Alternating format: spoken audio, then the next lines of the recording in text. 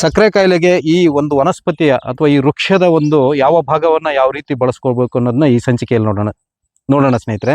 ಭಾಳ ಮುಖ್ಯವಾಗಿ ಏನು ಹತ್ತಿ ಗಿಡದ ಕಾಂಡಗಳಲ್ಲಿ ರೆಂಬೆ ಕೊಂಬೆಗಳಲ್ಲಿ ಉತ್ಪತ್ತಿ ಆಗ್ತಕ್ಕಂಥ ಅಥವಾ ಹುಟ್ಟತಕ್ಕಂಥ ಈ ಒಂದು ಹತ್ತಿ ಕಾಯಿಗಳನ್ನು ನಾವು ಸಂಗ್ರಹ ಮಾಡ್ಕೋಬೇಕು.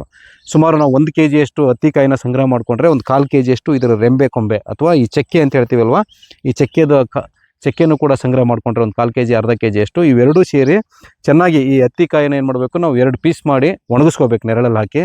ಮತ್ತು ಹಾಗೆ ಈ ಕಾಂಡದ ಚಕ್ಕೆನೂ ಕೂಡ ಒಣಗಿಸ್ಕೋಬೇಕು.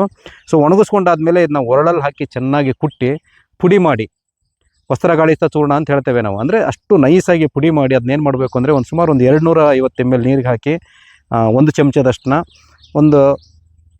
ಒಂದು ಗ್ಲಾಸ್ ಅಷ್ಟು, ಅಂದರೆ 250 ml ಇರೋದು 100 ml ಬರುವಷ್ಟುವರೆಗೆ ಕುದಿಸಿ ಅದನ್ನು ಸೋಸ್ಕೊಂಡು ನಿತ್ಯ ಬೆಳಿಗ್ಗೆ ಒಂದು ಬಾರಿ ಊಟಕ್ಕಿಂತ ಒಂದು ಅರ್ಧ ಮುಕ್ಕಾಲು ಗಂಟೆ ಮುಂಚೆ, ಸಂಜೆನೂ ಅಷ್ಟೇ ಊಟಕ್ಕಿಂತ ಒಂದು ಅರ್ಧ ಗಂಟೆ ಮುಂಚೆ ಇದನ್ನು ಸೇವಿಸ್ತಾ ಬಂದರೆ ಏನಾಗುತ್ತೆ ಅಂದರೆ ಈ ಸಕ್ಕರೆ ಕಾಯಿಲೆಯಿಂದ ಆಗಿರ್ತಕ್ಕಂಥ ಸೈಡ್ ಎಫೆಕ್ಟ್ಗಳೇನಿದಾವಲ್ವ, ನಾನು ಹೇಳ್ದಂಗೆ ಈ ಮಲಬದ್ಧತೆ ಇರ್ಬೋದು, ಅಜೀರ್ಣ ಇರ್ಬೋದು, ಮತ್ತು ರಕ್ತದಲ್ಲಿ ಸಕ್ಕರೆ ಅಂಶ ಜಾಸ್ತಿ ಇರೋದಂತೂ, ಕಣ್ಣಿನ ದೋಷ ಮತ್ತು ಈ ಕಿಡ್ನಿ ಸಮಸ್ಯೆ, ಇವೆಲ್ಲ ಸಮಸ್ಯೆಗಳಿಗೂ ಕೂಡ ಇದು ಅದ್ಭುತವಾಗಿ ಕೆಲಸ ಮಾಡುವಂಥದ್ದು.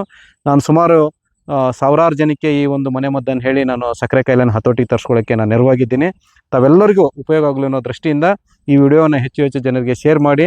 ಸಕ್ಕರೆ ಕಾಯಿಲೆ ಇರೋರು ಈಗ ಸೀಸನ್ನು, ಸೊ ಆ ಹತ್ತಿಕಾಯಿ ಮತ್ತು ಅದರದ್ದು ಸ್ವಲ್ಪ ಒಂದು ಚಕ್ಕೆನ ಸಂಗ್ರಹ ಮಾಡಿಕೊಂಡು ತಾವೆಲ್ಲ ಸಕ್ಕರೆ ಕಾಯಿಲೆಯಿಂದ ಮುಕ್ತಿ ಪಡೀರಿ ಅಂತ ಹೇಳ್ತಾ ಈ ಒಂದು ವಿಡಿಯೋನ ಇಲ್ಲಿಗೆ ಮುಗಿಸೋಣ ಸ್ನೇಹಿತರೆ. ಎಲ್ಲರಿಗೂ ನಮಸ್ಕಾರ.